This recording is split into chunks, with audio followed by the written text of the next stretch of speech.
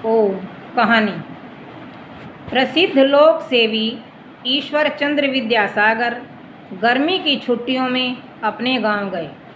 Rail के तीसरे दर्जे से स्टेशन पर उतरे तो उनके पीछे कॉलेज का एक छात्र भी उतरा।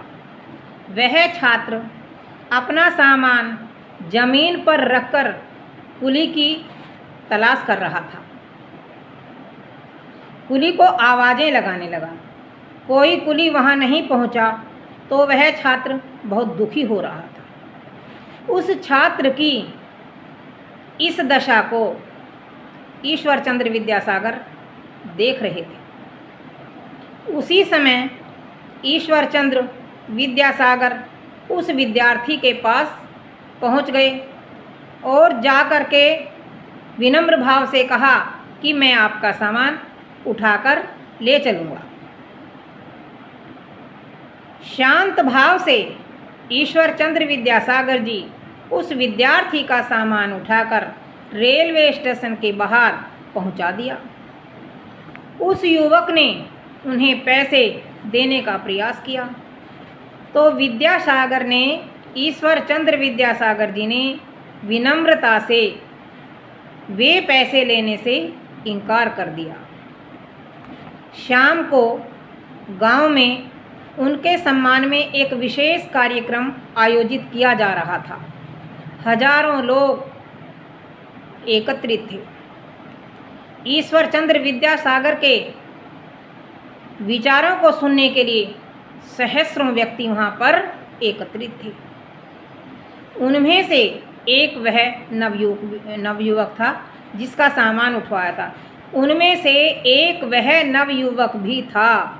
उसने जब ईश्वर चंद्र विद्यासागर जी को व्याख्यान देते हुए सुना तो वह ग्लानि से भर उठा कि उसने इतने बड़े महापुरुष से अपना सामान उठवाया है। मन में क्षोभ लिया। वह विद्यासागर जी के पास पहुंचा और उनके चरणों में अपना सिर रख करके प्रणाम किया, क्षमा मांगी। ईश्वर चंद्र विद्यासागर ने उसे ऊपर उठाते हुए कहा, बेटा क्षमा मुझसे मांगने की आवश्यकता नहीं है, वो तो तुम परमात्मा से मांगो जिसने तुम्हें मनुष्य का शरीर दिया है। वह शरीर परिश्रम करने के लिए दिया है, दूसरों की सेवा करने के लिए दिया है, दूसरों की सहायता करने के लिए ये शरीर परमात्मा ने तुम्हें दिया है। इसलिए तुम उस परमेश्वर से क्षमा प्रार्थना कीजिए। और श्रम करने से कोई भी मनुष्य कभी छोटा नहीं होता।